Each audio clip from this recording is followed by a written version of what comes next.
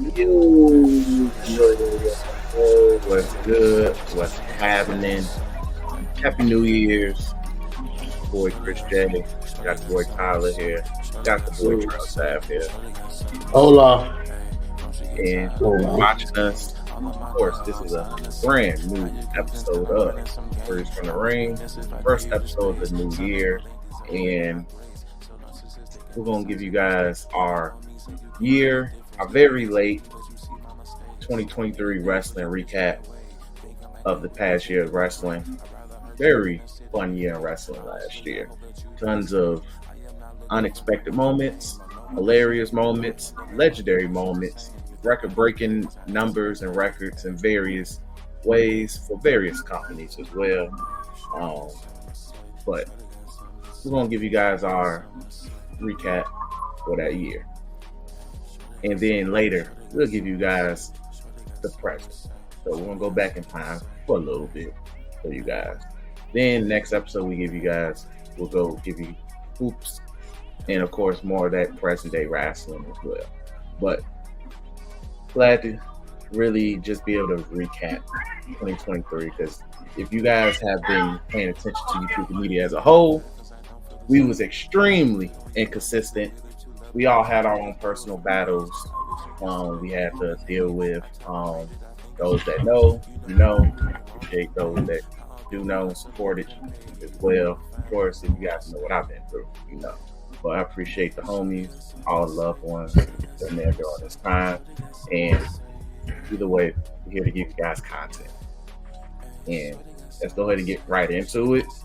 We're going to go ahead and talk about our favorite and best matches of 2023.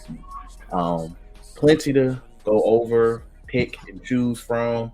It don't got to really be anything particular. Just know I didn't watch no New Japan matches or Stardom matches live at 3 a.m. like some of you niggas know. I have a life. But shit I did see was wrong. So Tyler, I'll let you go ahead and go first with one of your favorite matches, best matches of 2023. One of my favorite matches of 2023 was definitely Sammy Roman. I enjoyed the conclusion to that match and the whole feud in general. It was just it was fun. I was glad Sammy got his moment that was leading up to another moment as well. I felt like that was a good payoff for that feud.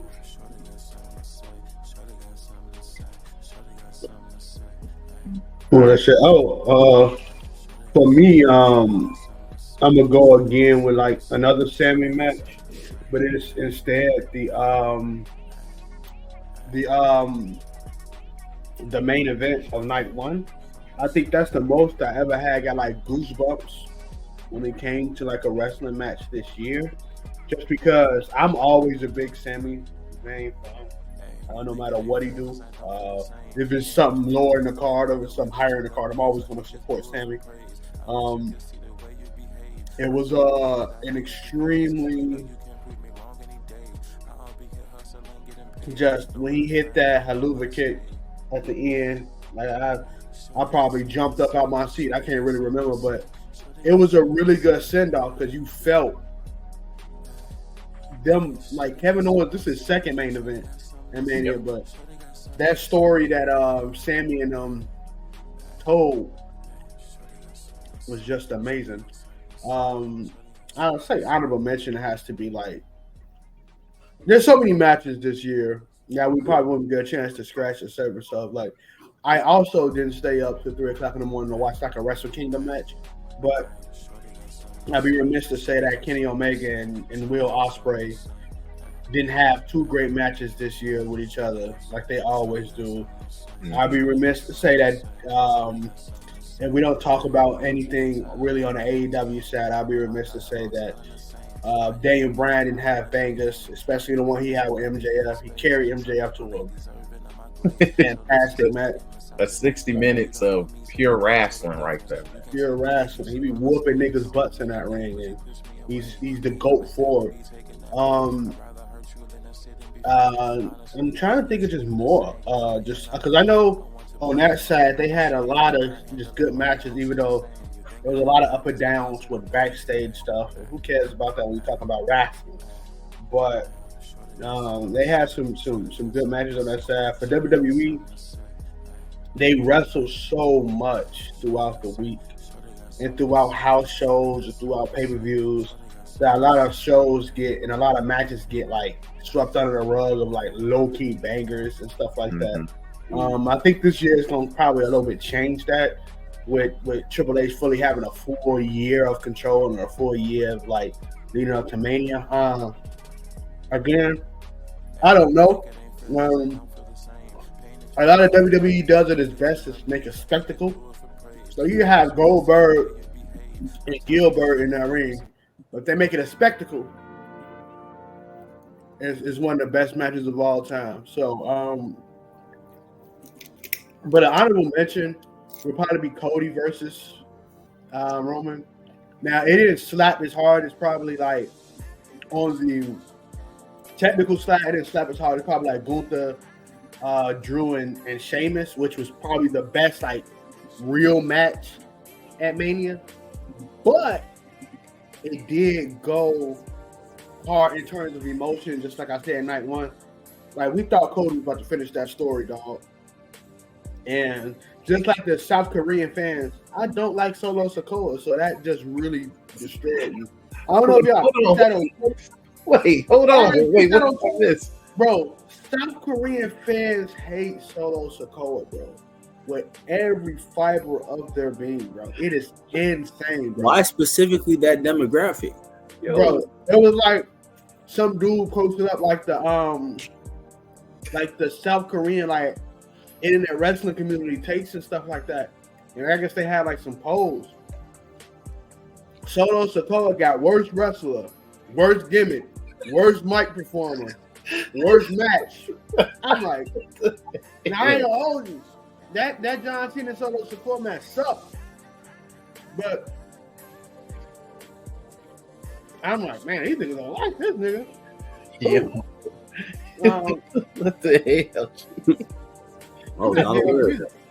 Yo, that is random as hell. That might be the name of the episode. South Korea don't mess with Solo. Don't look it up. I look at it. They don't mess with I'm gonna look it up. That's insane, bro. That's a funny demographic. Yeah, that's the name of the episode, G. We going for spam watches now, G. Solo, South Korea hates Solo, G. They hate that man, bro. Yo, that is insane. But I just think, and now the whole talk about Rock moving his way into Mania or Perth or whatever it is, and beating Roman or having a Mania match with Roman only can be at WrestleMania, blah, blah, blah. I still think Cody is the guy that beats Roman. Yeah, I agree. Amazing year he's having. But yeah, I just like, I wish we could have got more Roman this year. I enjoy Roman matches and stuff, but when he fighting Jey Uso, I enjoy in LA Knight. In LA Knight. We don't talk about it at night, bro. He's a huff. He huff. I'm sorry. He got a good catchphrase. He make people laugh, I guess. He huff. Like, don't get me wrong. Like Steve Austin, when he broke his neck and stuff like that, he came back. He couldn't do the stuff Steve Austin used to do. Mans knew how to throw a punch. Mans know how to kick a nigga in the corner and make it seem like, man, this nigga Steve Austin is opening a can of whoop butt on these niggas, bro. The Rock wasn't the most solid nigga, but he sold his heart to his heart's content. He wasn't the most solid, right? If you look at that WrestleMania Rock versus Steve Austin, man, there wasn't no flips or crescendos. There was suplex punches and near falls. That was it. There wasn't nothing else, man. So like finishers. They made it look like something. Yeah. LA Knight can't do that. You know, LA Knight got a crap ton of fans. because of that catchphrase. That nigga can't wrestle though, bro. Niggas want him with the United States title. I want to see Logan Paul versus LA Knight and Mania. I'm not watching that. That's my pre-break. Like what? I'm not gonna lie. I kind of don't want them to do a solo U.S. title match. They need to do like a multi-man match or something. Maybe a ladder or something. Who knows? Bro, I'm not watching that nigga, bro. Yeah. He huffed. Yeah. He huffed, man. That dude. I give niggas the benefit of the doubt when it comes to anything, bro. Anything that involves wrestling, all that type of stuff. When I thought he tried to do that move where he goes to turnbuckle and he suplexed him off, he ran up there and he slipped one time. I was like, all right, benefit of the doubt. And he almost killed Sheamus. Almost killed Sheamus. He nerves, you know, the thing could be a little wet, so he slipped off of it. Let me tell you something, brother. That Roman match was hot ass. I don't even want to curse. I'm not even talking about the curse word ass. I'm talking about donkey. I'm talking about the back of an ass. That's what it was, bro. Disgusting. I don't never want to see that man go against Roman again. Disrespect. We only get Roman about 5 times a year now, bro. To disrespect that nigga, like, come on, bro. I don't even like Jey Uso matches, but niggas at least believe Jey Uso can wrestle. They got a belief that he can wrestle, right? They got a belief when he spit on his hand that stuff is kind of cool. LA Knight though, like what? What's this finisher? What's this called? EFT. But I've been said I don't like that finish. ETF or something like that. DFT or something. Yeah. What's that mean? Blunt force trauma. That's horrible. Paul too. That was horrible. Because you know what it reminds me of? It reminds me of Dean Ambrose's old finisher, that little headlock DDT shit. That man got a diva finisher.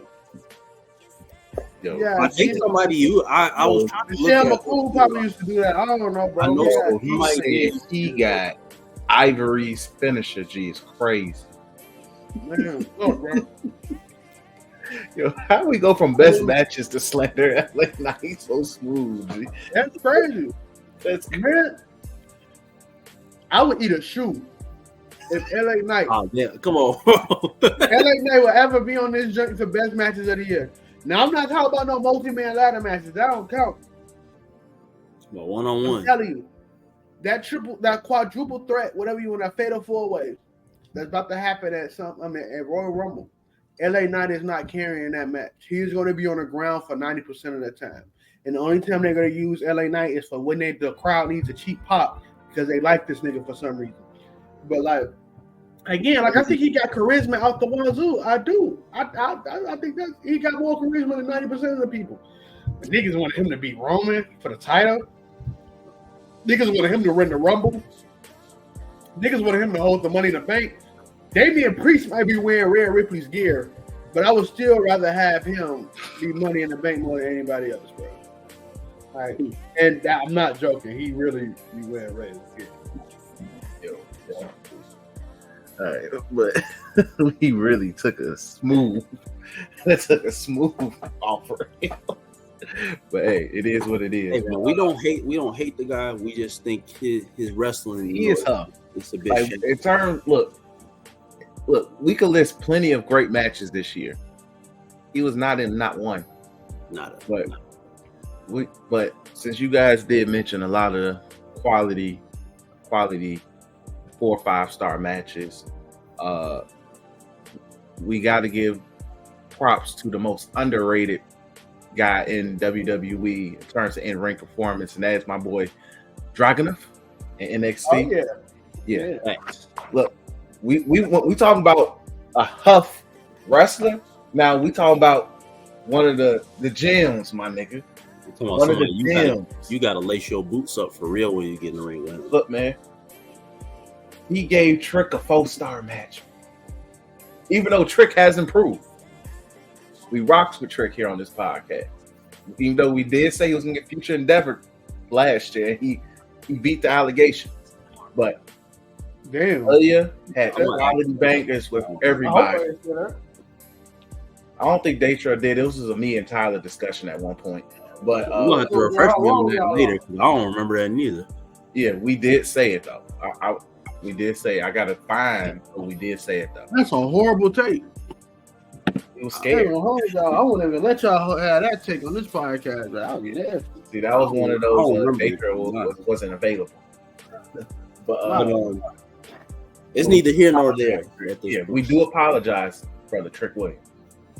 We do apologize, G. We happy to see a brother succeed. But Dragon have had tons of bangers. He even had a banger with Corbin, G. He had a banger with Corbin. Yeah. But if I had to put what was his best match, it has to be a second match with Melo. That was a really great match. And it put Melo over. That was the one that Melo lost, right? Yeah. That was one. Yeah. Like it still made Melo look strong while Dragunov just showing why he is that guy. He has probably one of the sold a story, man. He sells stories, G. You actually believe he's in pain. You believe that he's putting pain on his opponents, G. He makes it where it's just like, look, if you beat me, you survived. But if I beat you, just know you didn't survive, G. You didn't have that heart. You didn't have enough heart. Let's put it that way. You had heart. You didn't have enough. That's one thing. Is just the beauty of Dragunov matches, G. Like it's legit a symphony. That's why it's like his intro is like so perfect for him. It makes sense. It's a symphony. And that's what you're getting with his matches. Almost every match Gunther had as well.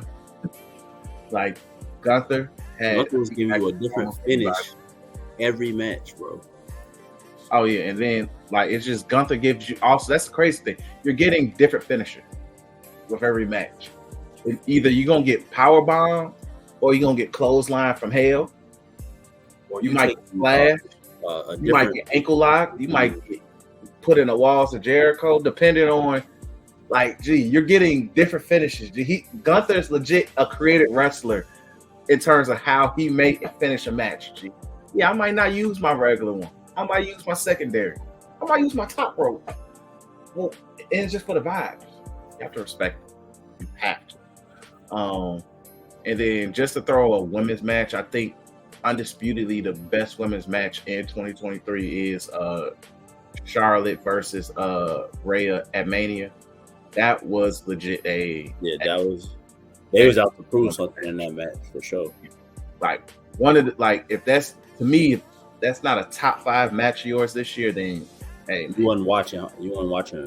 You really wasn't watching wrestling, G.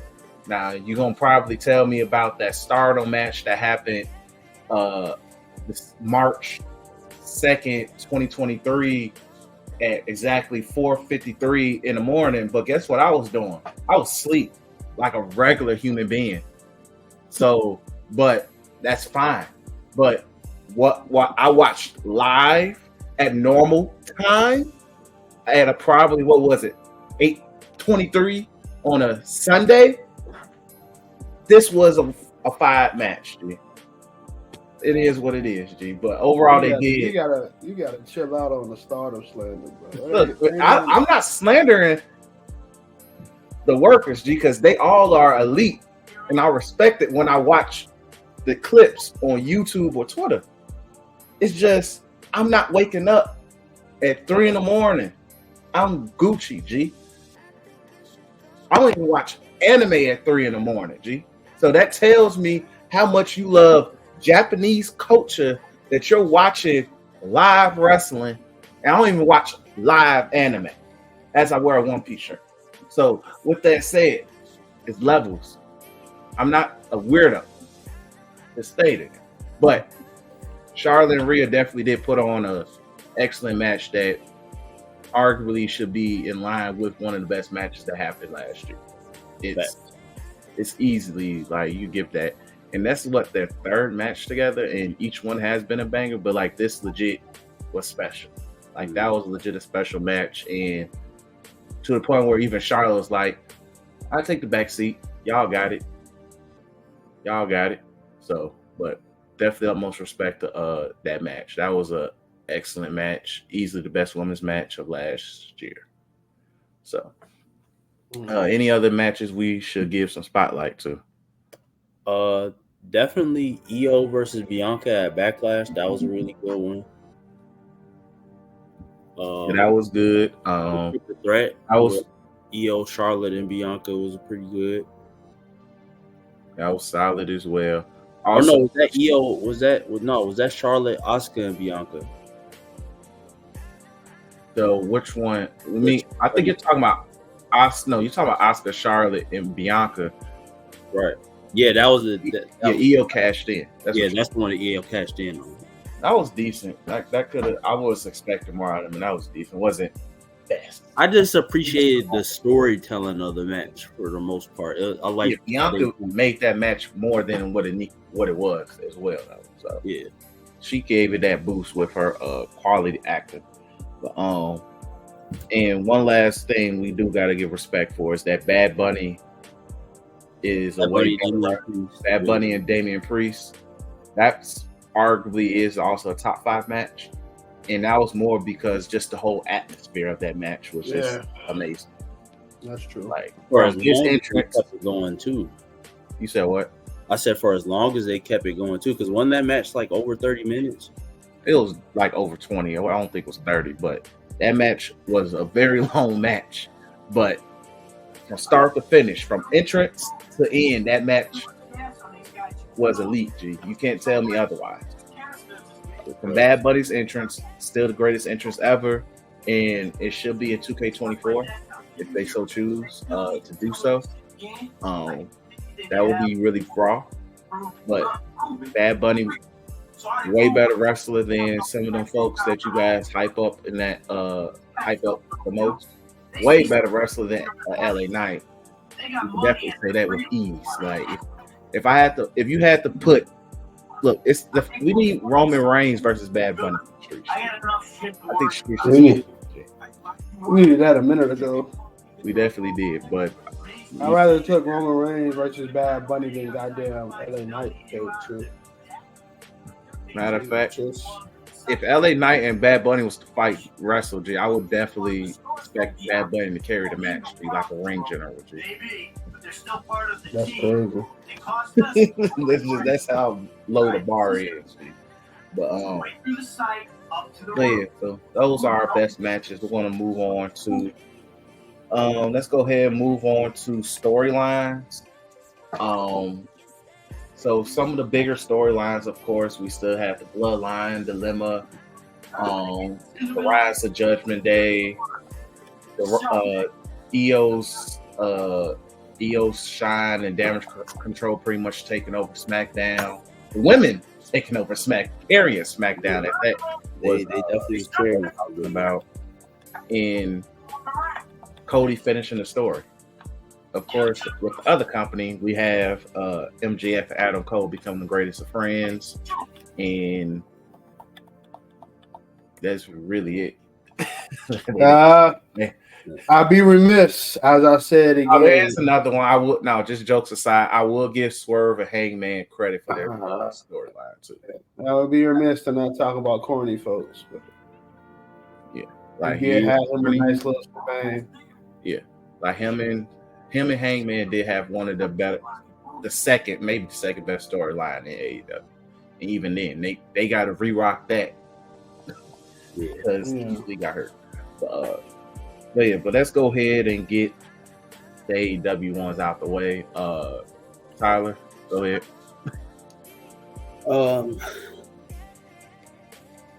Definitely the MJF Adam Cole. Like I said, I came on here and said it a couple times. That was one of the things that was actually making me tune in this year. So that was I would say that's a win for them. That was entertaining for me. I like the back and forth between them. Now, I know everybody is complaining about the payoff and everything, but it wasn't gonna be nobody else than Adam Cole. It was done differently because he got hurt. So they had to switch it up. Samoa Joe winning the belt off of him, and the reveal at the end made sense. it's the rest of them dudes that came along with him that I don't give a shit about. Outside of Wardlow. Hey man, you gotta respect Roger Right. Strong and Matt Bennett. Mm-hmm. Yeah, I don't. Matt Bennett is I don't know nothing about him. So. Somebody don't know nothing about him. He's Matt Bennett. Anyway, just to move on, yeah, but like that was the highlight of AEW. That was whoever was in charge of booking that whole. You dig? They did their thing with it. It was very clear that it was an all hands on deck storyline, and that they actually had real meetings on how this is going to go. You know. Yeah, they definitely did some strategy planning it out. I do have to, tip my hat to them. I like the way it played out. Yeah, like it played out really well. So I have literally no complaints. And even with the ending, like you said, it was predictable, but it was pretty much what it was needed. Like it was the only way to really wrap up his MJF's really long title run, which he was firmly very dominant. He was a double champion.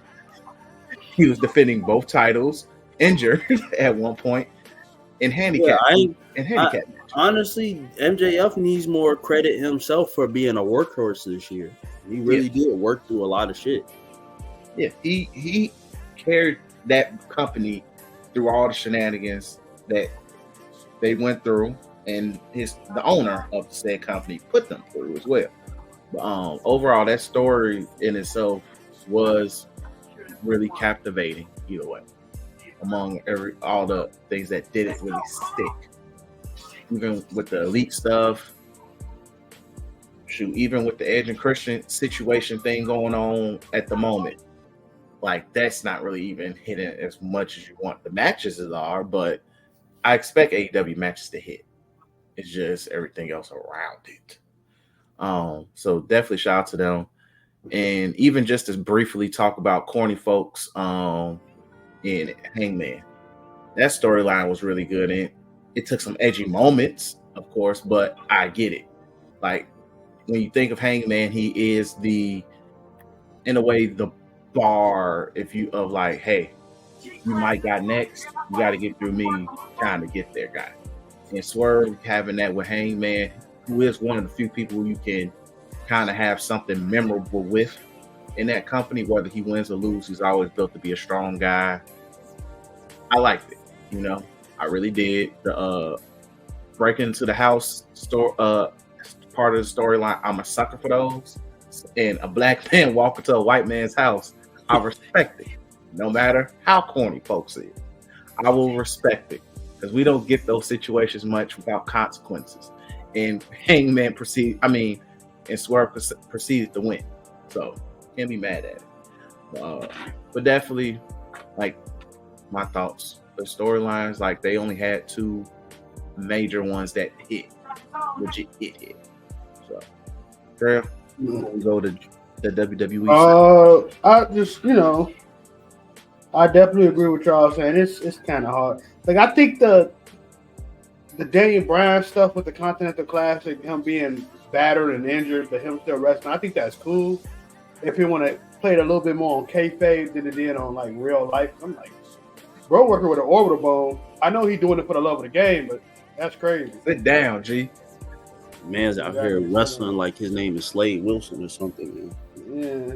So other than that, I'm a sucker for Daniel Bryan, so I don't want him wrestling, messing up his eyeball and his body and stuff like that for that. But I do appreciate what he does for wrestling in general. He put the company on his back at numerous times, because he really is the GOAT.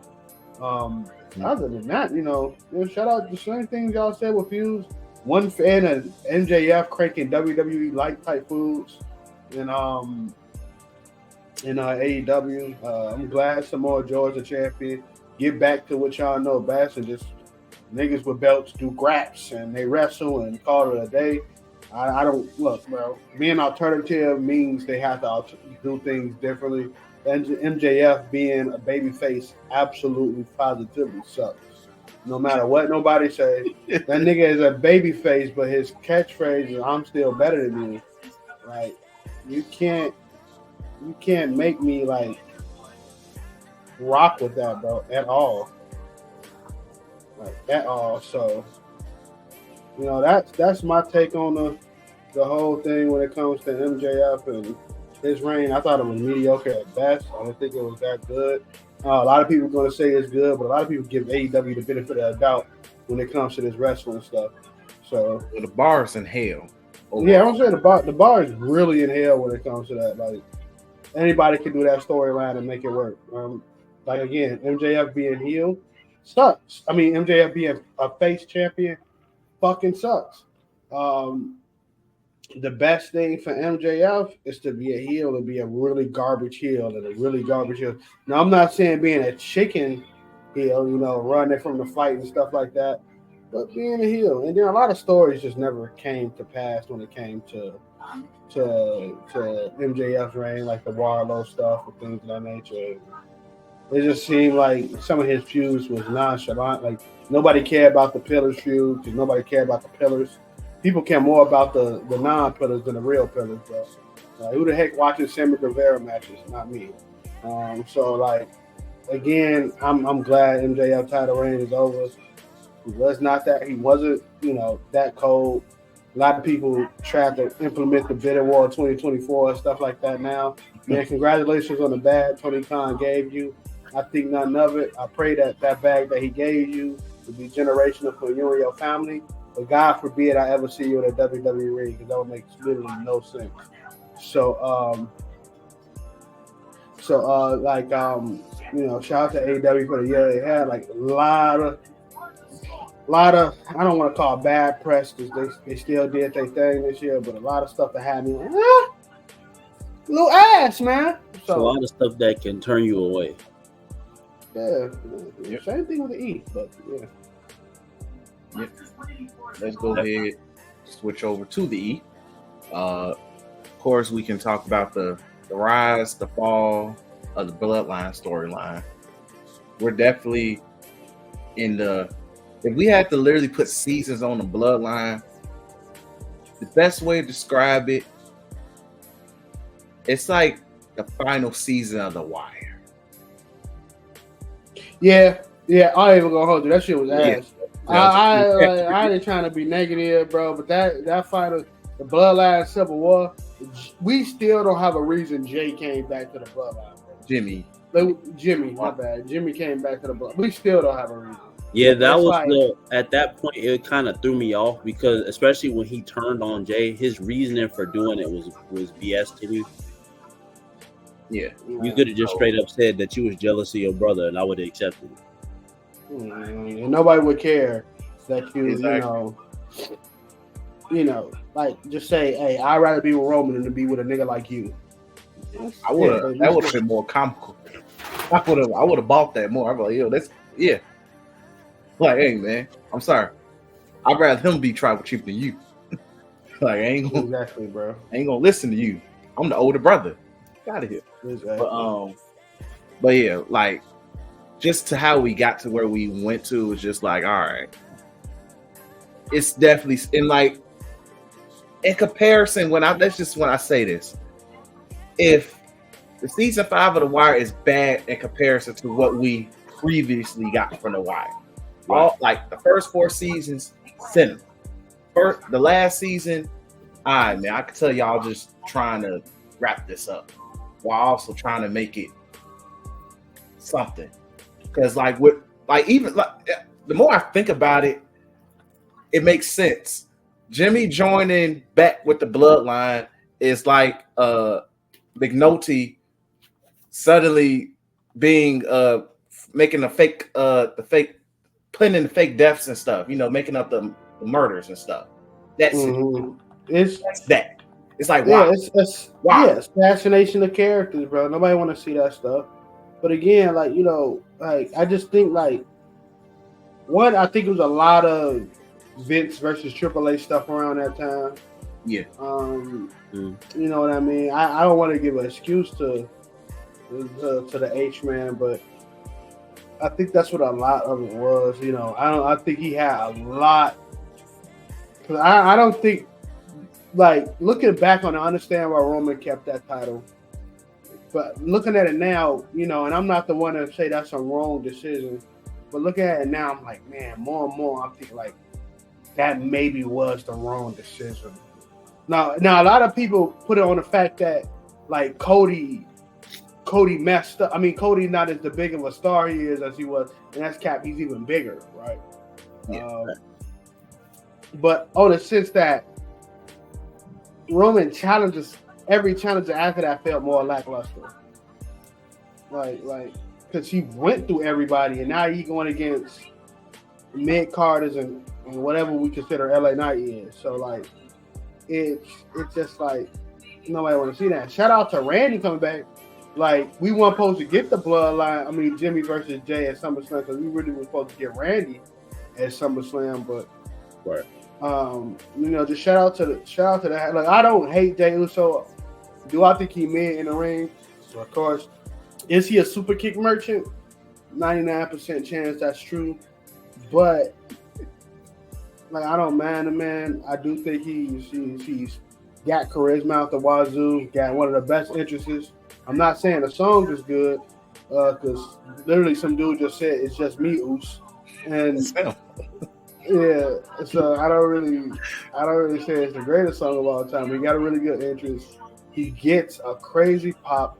They might be setting up that man to defeat Gunther. I might cry that night, so just be prepared for that. But yeah, so I had a theory about that too. Yeah, that's nasty stuff. Get that theory out your head. For prediction, y'all need to put that dream down, please. No. What I was gonna say was, I think I don't agree that Jay should beat him, of course, or that should even be the match. But I think afterwards, so my prediction was we get Sammy and Gunther at WrestleMania. I can see that. I was thinking Sammy beating Gunther.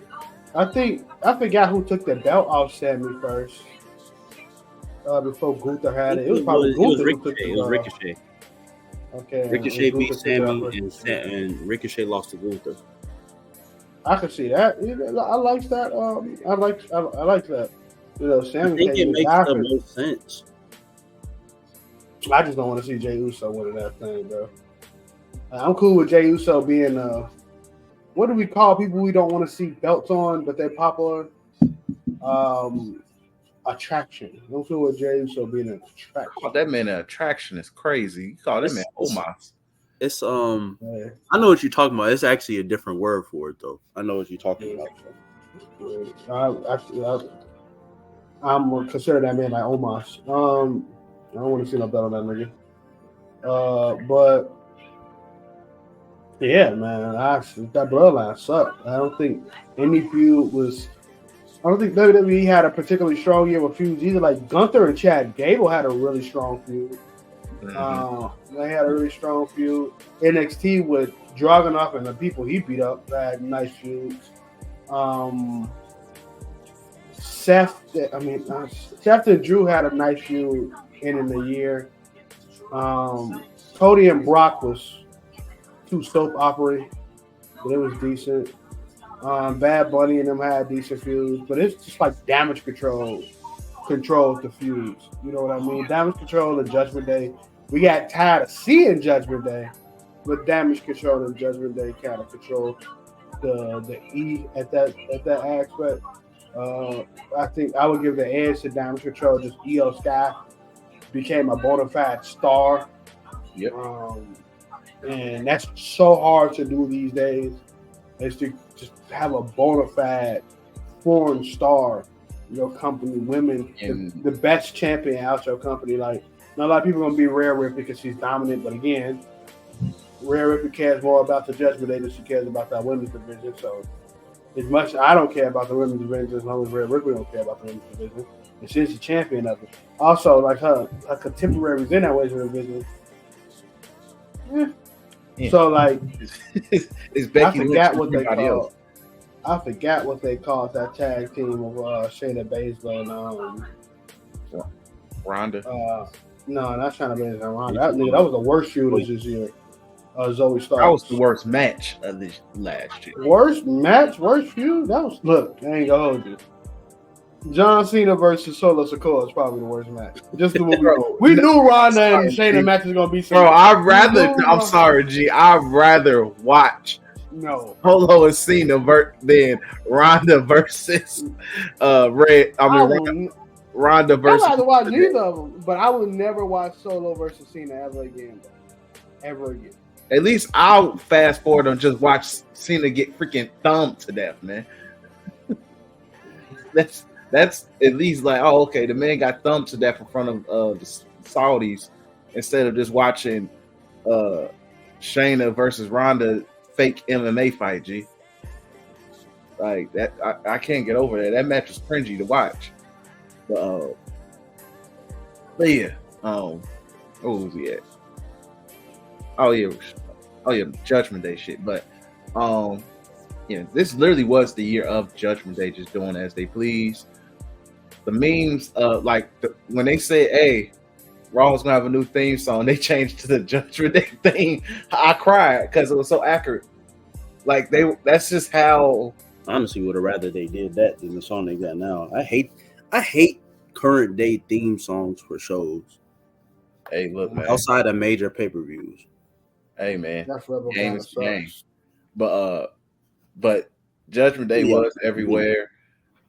All the gold storyline they had, I respected it. On top of just the schemes of just getting Damian in position to pull up on Seth. All of that, it was meaningful. Like they have their hand in everything on Raw, which can be a little frustrating, but that's kind of what a dominant stable is supposed to be.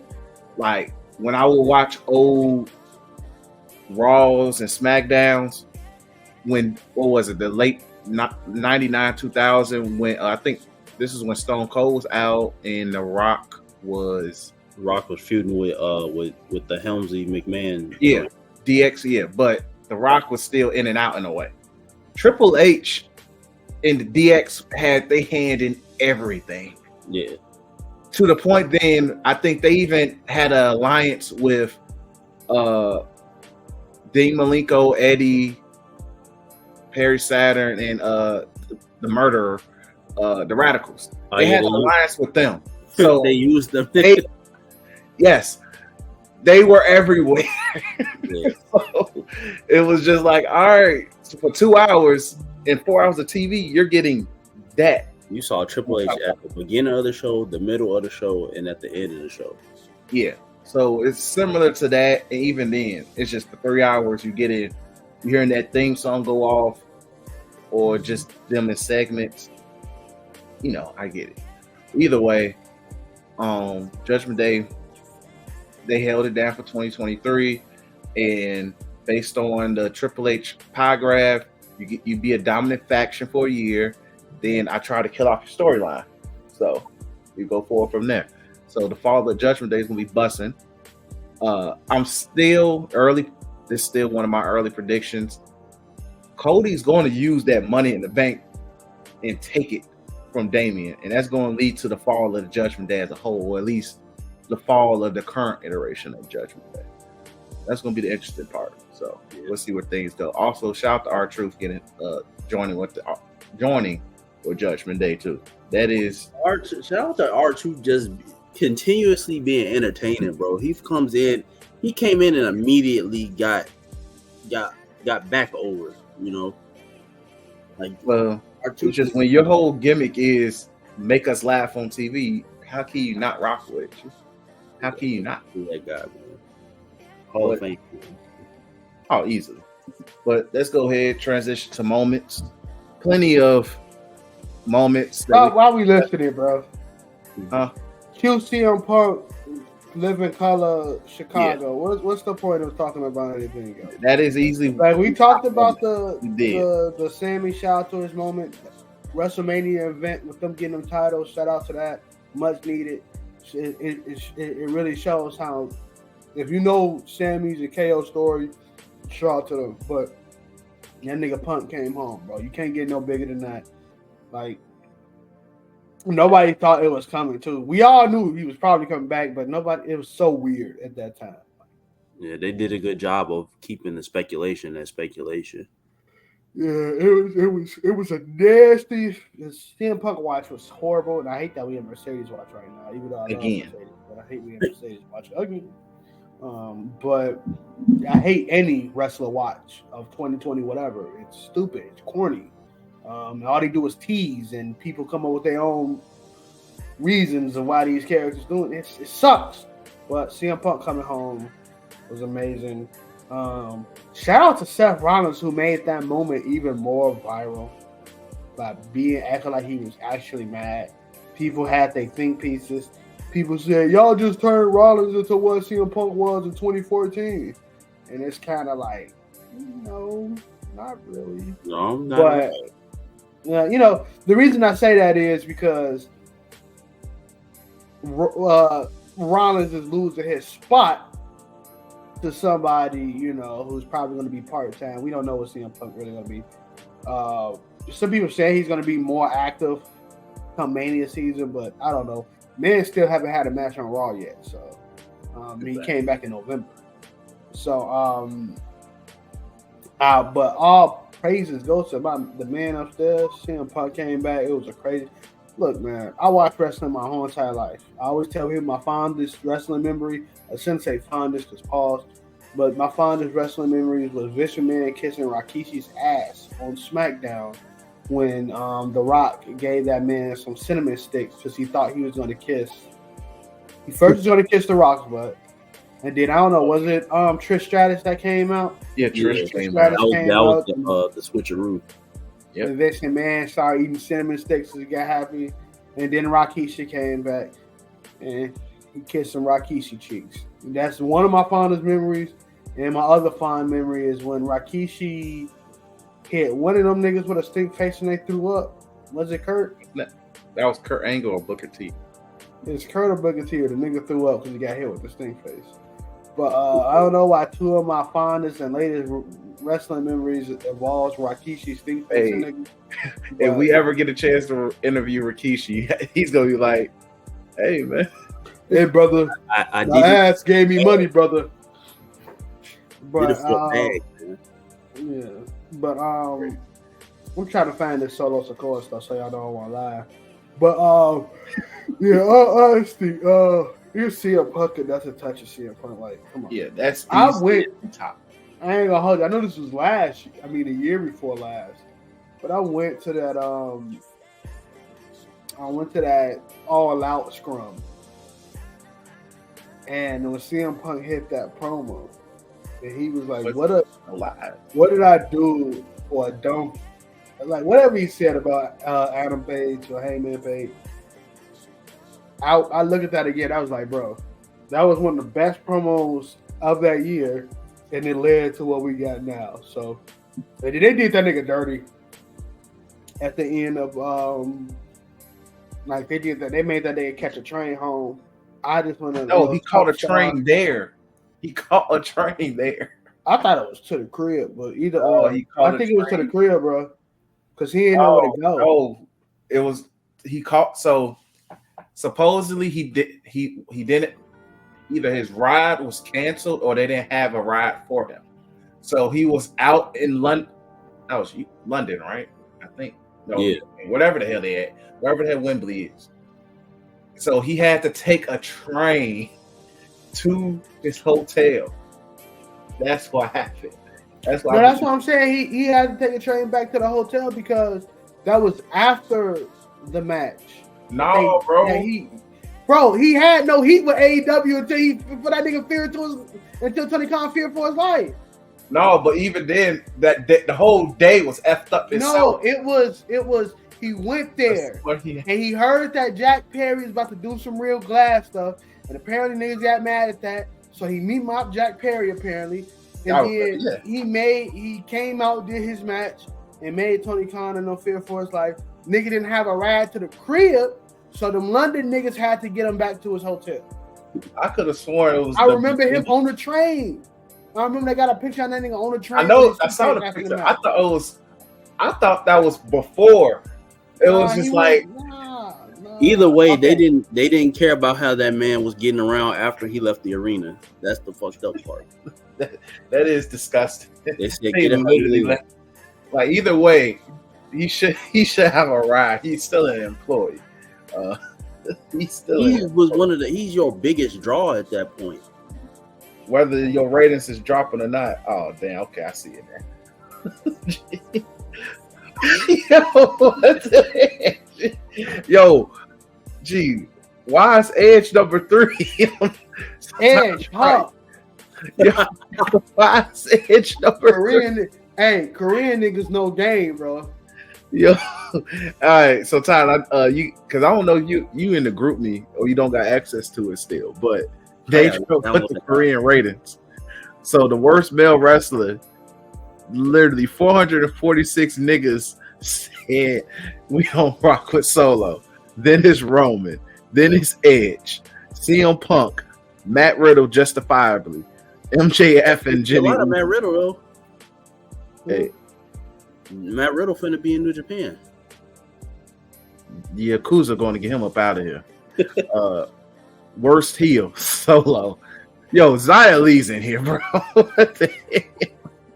She was literally here for like a month. But they know game. Karrion Kross is here. They know game. So okay, cool. Yo, come on, G. Come on. Worst worker. They got Ronda Rousey should be number 1, bro. They said Solo. The shots. Oh man. Worst match. Oh man, G. Bray Wyatt, LA Knight, damn.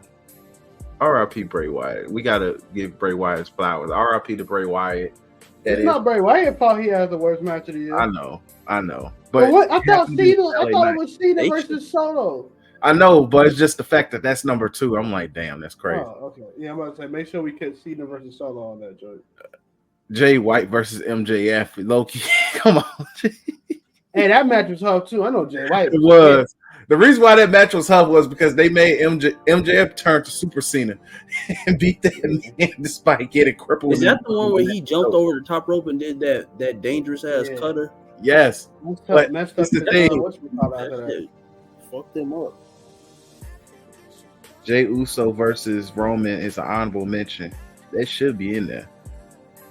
But yeah, man, crazy. But one of the saddest moments of the year is Bray Wyatt just suddenly passing. That was a moment. It is a sad moment, but especially just the unexpectedness of it. So, like, I know we did already talk about it in the previous episode, but it's just still RIP to the man's one of my favorites. One of my favorites of this era. Either way. Matches, you know, I tried to not to slander his matches, but hey, I always gonna respect the entertainment of Bray Wyatt, man. He made moments, and that was the part that we're gonna remember the most. We still have to give him props regardless. He's a legend because he pulled JoJo. He pulled JoJo. So he's a legend regardless. So gotta give him his props for that. That is one of the saddest moments, most unexpected moments. Yeah. What's next? The WWE Endeavor deal. WWE is no longer an independent private entity. It is under the Endeavor umbrella. That did happen this year. Shout out to that bag, and also Endeavor telling Vince McMahon, adios, like what 2-3 months into the deal. It was like, hey bro, you gotta stop showing up there. Stop showing up there. Yep, Triple H is top dog in terms of creating. Leave him be.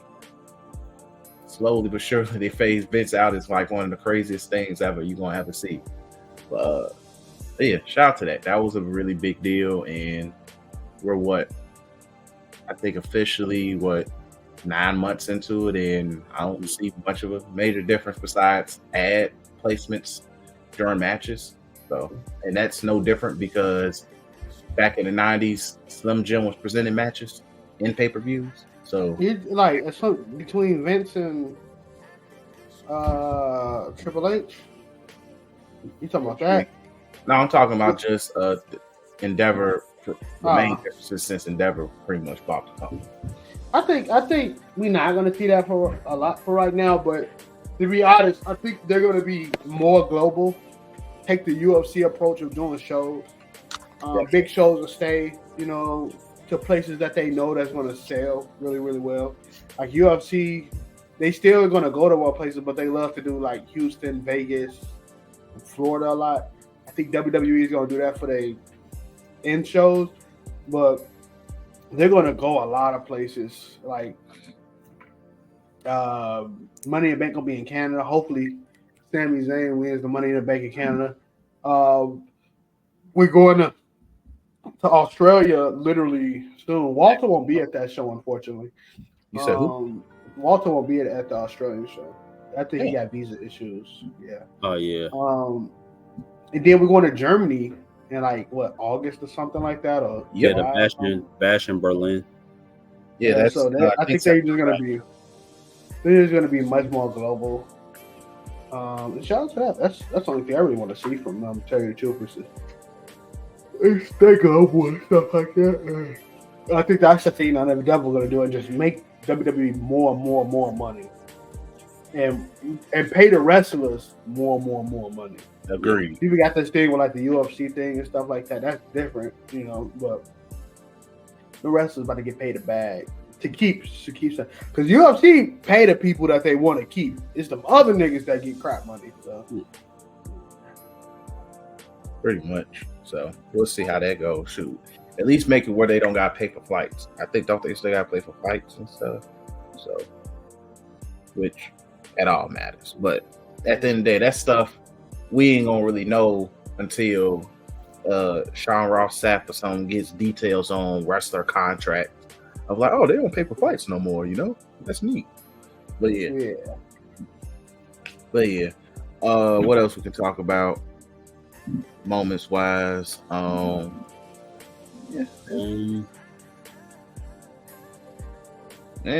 obviously, Rock coming back, that was big for a lot of people that didn't know for real. So his first appearance. It's always a nice pop when he comes back.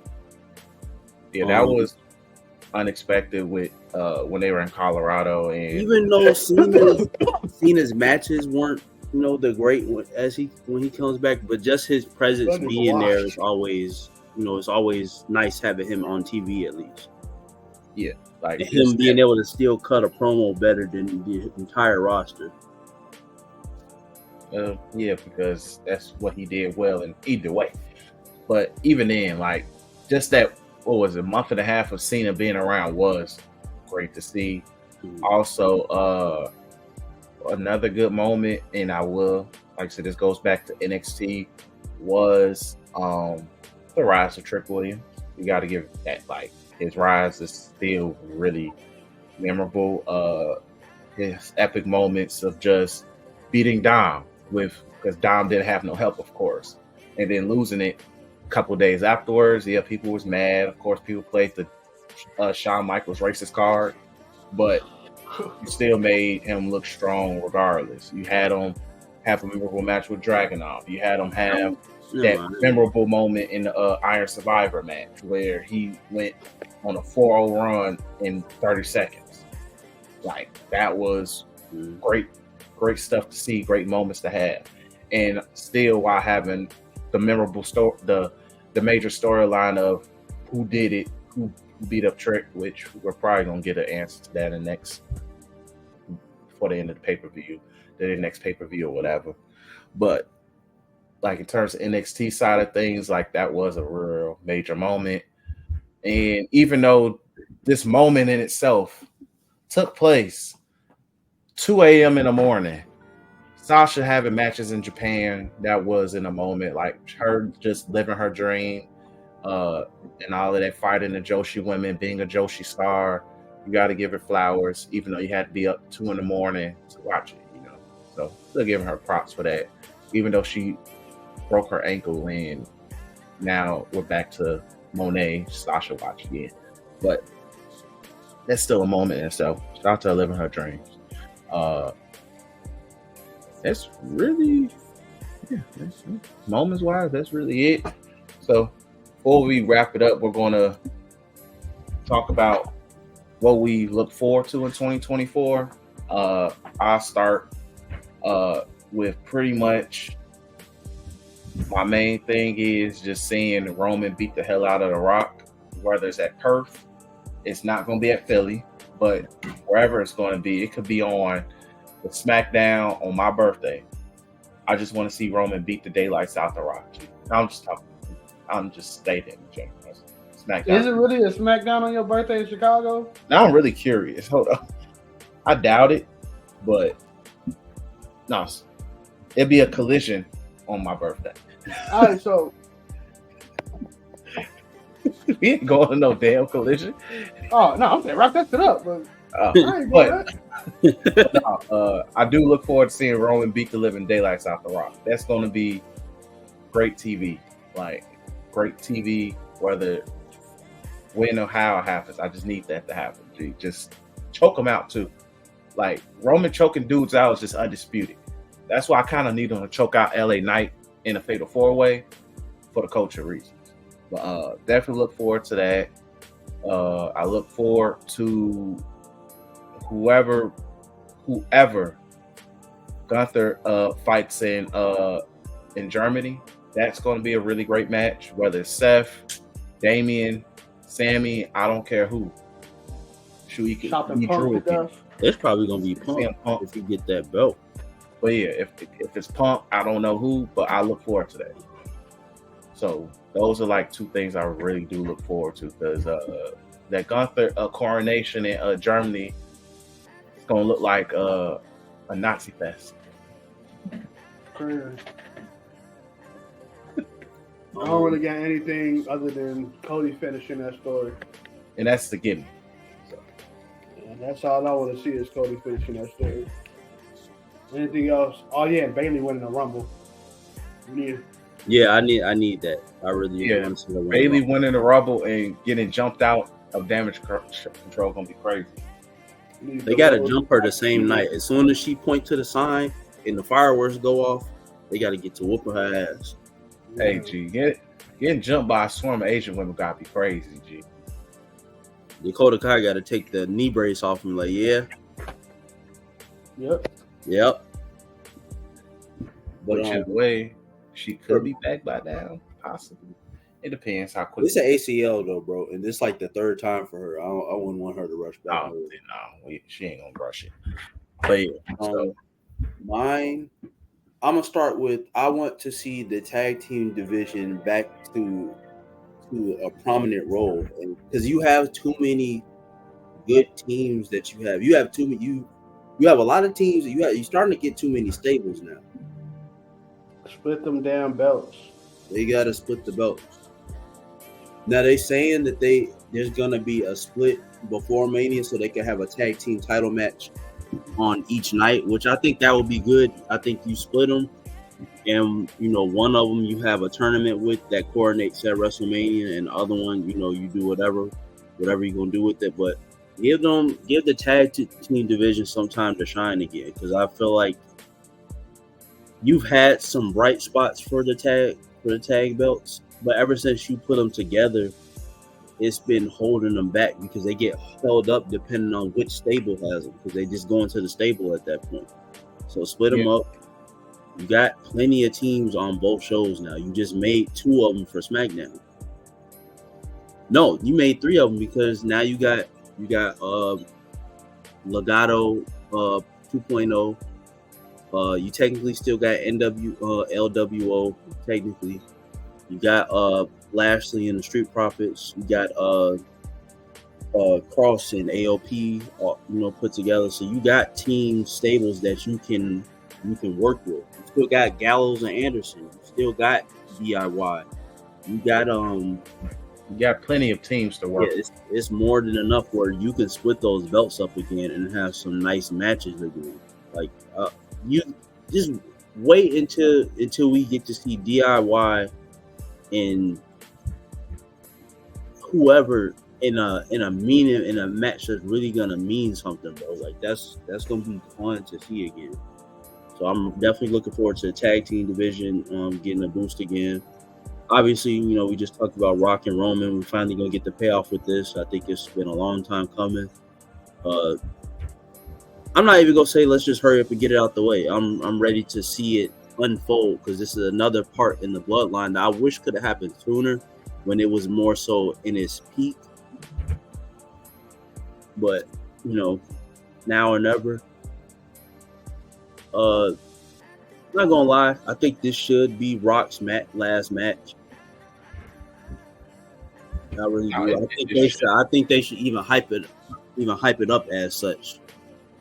I think Roman should be the one to retire him. Like they should make it like official, like he's going to retire him. Make that more meaningful going into Mania, so that it don't need to get any bigger for Roman and Cody. But I feel like that's something that you could throw in there. If you don't, you know, it is what it is. But that extra little spice that you add to it means more for Cody beating him. Because that means you just beat the guy that retired The Rock and you took his belt. No, I agree. So that, you know, Gunther for sure. I think Gunther's winning. I think he's gonna be world champion before the year's up. Hold on, my laptop. That's crazy. Just to switch over to the other company, I will sit here and say AEW, I think it's going through they're in I hate the phrase this way. They are currently in their TNA after Hogan left and took over, like after Hogan took over stage. Which is not good. After Hogan left. Still not good. Whereas it's like you're like, okay, we need to get our identity back together and stuff like that. And not to say that AEW, well, no, they are going through an identity crisis, but they're in that spot, and it's going to be interesting to see what happens, especially with the current situation of, okay, Samoa Joe's your champion. Of course, I think he should be transitional. It's just more along who he loses to. Of course, niggas is going to want the cornball brother, but I just think you should just, from there, set up a feud where, okay, of course, he got to deal with Undisputed Kingdom, as they're called. But I would love to see, like, somebody like Wardlow do have to fight Samoa Joe for it. That'd be good to see. Just for me, anybody but Swerve right now, because I don't think he's a real main event guy. I don't think if Samoa Joe is going to be transitional, I don't think you transition right into Swerve yet. I feel like they're still gradually building him up, so it's no need to just throw it on him right now. I think he's good without the belt at the moment. I'm going to be real. It's time Daniel Bryan stops losing the big one and just put the belt on him for a minute. Yeah, I think that if you're going to drop it to anybody with some true credibility, it's Daniel Bryan right now. Yeah, I think it's just time to give Daniel Bryan that moment. He deserves it. Just being real with it. But yeah, that's just my look on the other company. I really don't know what New Japan is going to do because they're in a real crazy transition because they're about to lose.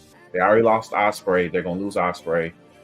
Clearly, it looks like Mercedes Moné is over her Japan dream. And on top of it, I think Okada's contract is up in the air as well. And then I think one of your most legendary wrestlers is the president, and he's already booked himself to win a title. So, Tanahashi? Yeah, Tanahashi already won. I think they're one of their mid-card titles. So you're already shooting yourself in the dirt. Shout out to the Yakuza that's running that place. I have the utmost respect for you people.